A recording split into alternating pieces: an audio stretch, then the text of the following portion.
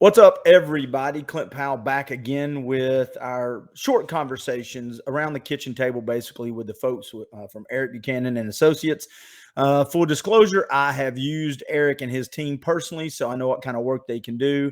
And I'm not an attorney, but one thing I do have some experience with is getting those things in the mail from the insurance company with the really small font written like in the King James English, which I have trouble deciphering.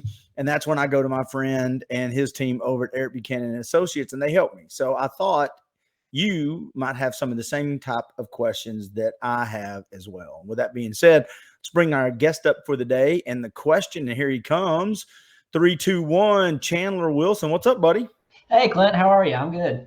I'm good too. It's been a minute since you've been on with me. How's life? First of all, how's everything on your end? Staying busy, hanging in there, but all is well. How about you? I'm good. So these are designed to be kind of short. I'll just throw the question out there. I love the question. And like you were saying before we went live, it's something you get asked a bunch.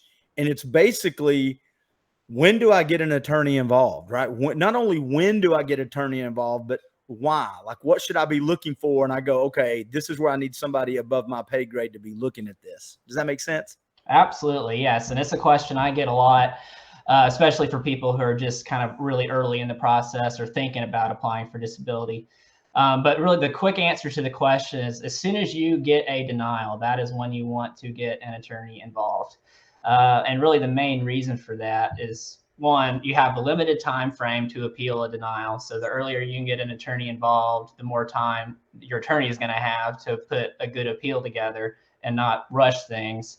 But really, the big reason is if you wait until you get a denial and appeal and your only recourse left at that point is to file a lawsuit, in most of these cases, at that point, you can't get new evidence in. The evidence you want to get in, you have to get in during the appeal process. So if you wait too long to hire an attorney, when you get to court, they can still do some work for you, but the case may not be as strong as it could have been if you got an attorney involved earlier. So quick answer, as soon as you get a denial from the insurance company, or if you get the feeling that the insurance company is really dragging their feet and putting off the decision, that's really when you do it.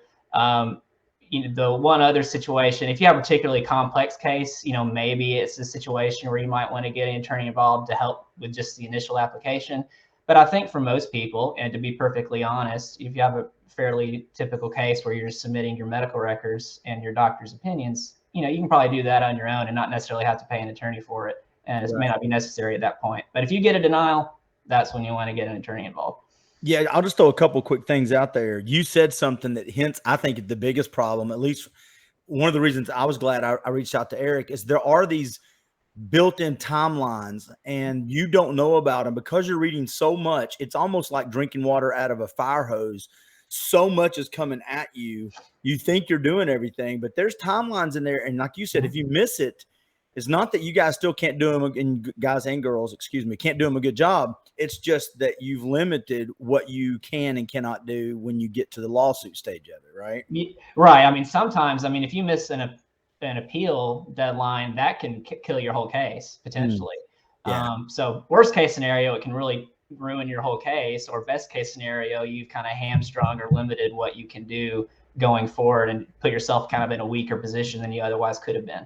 All right, I'll say one more analogy because I love making things real simple, and then I'm going to throw it to you for website and phone info. It used to be in the 70s, 80s, because I'm in my mid-50s now. You could work on a car, and you didn't have to have computer technology. I might be able to do some stuff. Now, when it starts making a noise, I tell my son, get it to the mechanic as soon as you hear the weird noise, because the longer you ride around with that weird noise, whatever the problem is going to get worse. My theory is whenever you run into anything in life that starts making a noise, get it to the expert. So when you get it in the mail, just bring it to you guys and girls there at Eric's, right? Right. That's a great analogy. I like that, Clint. But exactly. We see these denial letters all the time, so we kind of know exactly what to look for. And we've seen them enough where they all kind of use a lot of the same language. So what may seem completely foreign to somebody who'd never seen one before, we can kind of get a quick jump on that and do what we need to do to help. So How do That's people good. I like that analogy, though. Well, good. You can steal it and use it for people. When you get simple-minded people like me in the conference room, feel free to use that analogy. Do me a favor. Tell everybody the website and the phone number in case they want to set an appointment or just ask some simple questions. Absolutely. So our website is www.buchanandisability.com, and that's Buchanan spelled Buchanan. And then our phone number is 423-634-2506. There we go. All right, Chandler. Thank you, buddy. I appreciate it. Talk to you soon. Thanks, Clint.